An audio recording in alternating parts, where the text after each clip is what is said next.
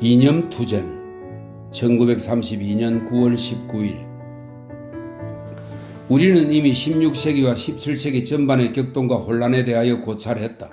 17세기 중엽에는 소름 끼치는 30년 전쟁의 막이 내린 베스트팔렌 조약이 성립되었다.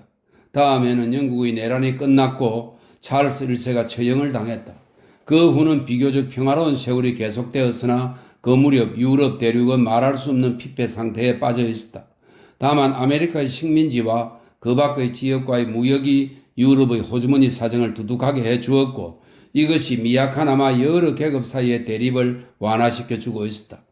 영국과는 달리 유럽 대륙에서는 아직도 절대주의 군주가 권세를 누리고 있었는데 파멸이 그들 왕과 제후를 기다리고 있는 것도 미처 모르고 또 영국의 찰스 1세의 비참한 운명을 보고서도 아무런 교훈을 얻지 못한 채 번지르르한 외양만의 존엄성과 유치한 그드름만 피우면서 구태의연한 전제정치를 주무르고 나라는 곧 개인 소유의 장원처럼 취급됐다.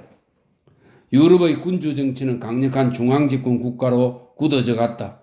옛날의 영주와 가신과의 봉건적 관념은 허물어지고 하나의 통일과 실체를 가진 것으로서의 국가라는 관념이 봉건적 관념을 대신하게 되었다. 뛰어난 재능을 가졌던 두 사람의 재상, 즉 리셸리에와 마자랭에 의해 프랑스가 이 과정의 선구자 역할을 했다. 그리하여 민족주의가 탄생되었고 애국주의 정신이 또한 팽배해졌다. 지난날 인간 생활의 중요한 자리를 차지했던 종교는 뒷전으로 밀려나고 새로운 관념이 등장했다. 또한 더욱 주목해야 할 것은 17세기의 근대과학의 기초가 닦이고 세계 시장이 형성되었다는 것이다. 이 넓고 새로운 시장은 유럽의 과거의 경제체제를 뒤엎어버렸다. 그때부터 유럽, 아시아, 아메리카에서 일어난 사건의 대부분이 새로운 시장 문제를 생각하지 않은 한 이해할 수 없는 것이다. 더구나 뒤늦게 발달된 과학이 이 세계 시장의 수요를 충족시키는데 많은 공헌을 하게 되었다. 18세기의 식민지 및 제국을 형성하기 위한 경쟁, 특히 영국, 프랑스 사이의 경쟁은 유럽뿐만 아니라 아메리카 및 인도 등에서 전쟁을 일으켰다. 전쟁이 끝나 비교적 평화로운 시기가 돌아온 것은 18세기 중엽이었고 유럽은 표면적이나마 냉정을 되찾아 평온무사한 것처럼 보였다. 유럽의 수많은 궁정에는 세련된 사교수의 몸에 배인 상류층 신사 숙녀가 들끓었지만 그 밑바닥에는 전쟁의 소용돌이가 감돌고 있었다. 인민들의 마음은 새로운 사상, 새로운 이념으로 고민했으며 궁정의 특권계층과 상류층에 속한 사람 이외에는 사회 각층의 사람들이 점점 목덜미를 조이는 가난의 끈에 묶여 더욱더 심각한 불안 속으로 빠져들어갔다. 유럽의 18세기 후반의 평온은 바로 폭풍전야의 음산한 정적 바로 그것이었다. 1789년 7월 14일 폭풍우는 드디어 유럽 최대의 군주정치의 수도인 파리에서 폭발했다. 이 폭풍우는 군주정치는 물론이고 시대에 뒤떨어진 태폐적인 습관과 특권을 싹 쓸어버렸다. 이 위대한 변화의 탄생은 프랑스는 물론 다른 나라에서도 서서히 발전되어 왔던 새로운 사상의 영향 탓이었다. 유럽의 중세기를 지배해온 것은 종교였다. 정치 문제도 경제 문제도 모두 종교적인 관점에서 고찰됐고 종교는 조직화되었으며 종교란 곧 교황과 교회의 고위 성직자들의 견해를 의미했다. 그 후 종교개혁 시대가 되어도 이것은 변함이 없었다. 중세 사회관념의 밑바닥에 깔려있는 것은 사회계급에 대한 관념이었다. 물론 한 계급 안에서는 서로 평등했지만 일단 두 개 내지 세 개의 계급이 있다고 하면 그 사이에는 차별 대우가 심했다. 이 불평등의 관계야말로 전체 사회 구조의 기본 바탕이 되었고 누구든지 감히 이 제도를 부수려는 시도를 못했고 이 제도 때문에 고통받는 사람들은 현실의 고통에 대한 보상은 천국에서 받겠지 하는 식이었다. 이렇게 종교는 사회 질서의 불평등을 그대로 유지시키려 했고 천국을 믿기로 사람들의 마음을 체념시키는 데 성공했다. 또한 종교는 가진 자의 편에 서서 이른바 기탁제도라는 것에 대해 설득했다. 그것은 부자는 가난한 자의 기탁자이며 영주는 농노를 위한 기탁자로서 토지를 소유한다는 것이었다. 이것이 저 떼먹지 않은 사회 구조에 대한 교회 측의 엉터리 설명 방식이었지만 이 때문에 부자는 마음 편했고 가난한 자만이 피해를 볼 뿐이었다. 아무리 요령 있는 설득도 굶주린 창자를 채워줄 수는 없었으니까. 가톨릭파와 프로테스탄트파의 치열한 경쟁, 가톨릭파와 켈빈파와 쌍방의 종교적 박해 또는 가혹한 종교신문 등은 모두 격심한 종파적 사상의 소산이었다. 너도 한번 생각해 보아라. 유럽의 몇천 몇만이나 되는 여성들이 마녀 취급을 받아 그것도 대개는 청교도들의 손에 의해 불에 타 죽은 것이다. 합리적인 과학 이론은 교회의 사고방식과 다르다는 이유로 억압되었다. 사물에 대한 교회의 사고방식이란 고정적이고 고집불통인 인생관이었고 거기에는 향상이란 있을 수 없기 때문이다. 그런데 16세기 이래 이와 같은 사고방식이 점차로 변화하기 시작했으며 과학이 출현하여 종교의 만병통치적인 통제력은 감소되었다. 정치와 경제를 종교와 분리해서 생각하게 되었고 17, 18세기에 걸쳐 합리주의 즉 맹목적인 신앙에 대립하는 이성의 성장을 보게 되었다. 공업의 중요성이 대두되고 큰 기계가 출현함에 따라 종교에 대한 무관심은 더욱 현저하게 나타났다.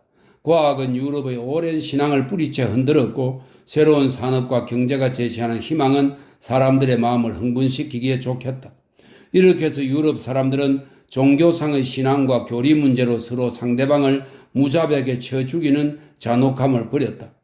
그 대신 그들은 경제나 사회 문제로 상대방을 짓밟아 죽이게 되었다. 유럽에서 신앙의 자유와 합리주의의 발달은 서서히 진행되었다. 처음에는 사람들이 공공연히 그리스도교회 비판하는 것을 두려워했다. 비판은 곧 투옥이나 어떤 형벌을 뜻했기 때문이다. 어느 독일 철학자는 지나치게 중국의 공자를 찬양했다는 이유로 추방당했다. 이것은 바로 그리스도교회에 대한 죄라고 간주되었기 때문이다. 그러나 18세기에 접어들면서 새로운 관념이 명확하게 정리되고 광범위하게 전파됨에 따라 이러한 주제를 담은 책들이 나타나기 시작했다. 합리주의 저술가로 가장 유명한 사람은 프랑스의 볼테르였는데 그는 투옥됐다가 추방당했고 나중에는 제네바 근처의 페르네이로 옮겨 살지 않으면 안 되었다. 그는 부정과 고루한 것을 비판했고 또 그리스도교를 비판했기 때문에 정통 가톨릭파에서는 그를 적대시했다. 어떤 저서에서 그는 무비판적으로 자기의 종교를 정하는 인간은 일부러 자신을 속박해 두리는 소와 같은 사람이라고 주장했다. 볼테르의 저서는 큰 영향력을 끼쳤고 사람들의 마음을 합리주의와 새로운 사상으로 끌어들였다. 같은 시대에 볼테르보다는 젊은 또 하나의 위대한 저술가가 탄생했는데 그가 바로 장자크 루소였다. 그는 제네바에서 태어났기 때문에 제네바의 큰 자랑거리가 되어 동상까지 세워졌다. 종교와 정치에 관한 루소의 저서는 큰 무리를 일으켰지만 그럼에도 불구하고 그의 소설과 대담한 사회정치 이론은 많은 사람들의 가슴에 새로운 사상과 결단에 불을 붙여 주었다. 그의 정치 이론은 지금 시대엔 비록 뒤떨어졌지만 당시 프랑스 국민의 마음을 움직여 대혁명의 기초를 다지게 했다는 점에선 높이 평가해야 될 것이다. 루소 자신은 혁명을 일으키거나 혁명을 예기치도 않았을 테지만 그러나 분명히 그의 저서와 사상은 사람들의 마음속에 혁명의 씨앗을 심은 것이었다. 가장 널리 알려진 책으로는 사회계약론이었는데 이것은 인간은 타고나면서부터 자유로운데도 도처에서 쇠사슬로 묶여 있다는 유명한 말로 시작된다. 또한 루소는 위대한 교육 사상가였다. 그가 시사한 새로운 교육법은 지금도 많은 학교에서 사용되고 있다. 18세기 프랑스에는 볼테르와 루소 외에도 주목할 많은 사상가가 있었는데 그 중에서 몽테스큐에라는 사람은 법의 정신으로 유명하다. 이 무렵 파리에서는 또 백과사전이 간행되었으며 그 속에는 디드로와 그 외에 탁월한 저술가들의 정치 사회 문제에 관한 많은 논문이 게재되었다. 프랑스에서는 철학가와 사상가가 넘칠 정도로 많았지만 중요한 것은 그러한 책들이 널리 읽히고 수많은 일반 대중들이 그들의 사상을 생각하게 하고 토론하게 하는데 성공했다는 점이다. 이렇게 해서 프랑스에는 종교상의 광신과 정치적 사회적 특권에 대한 강력한 반대 이론이 형성되었으며 자유에 대한 막연한 욕구가 사람들의 마음을 사로잡았다.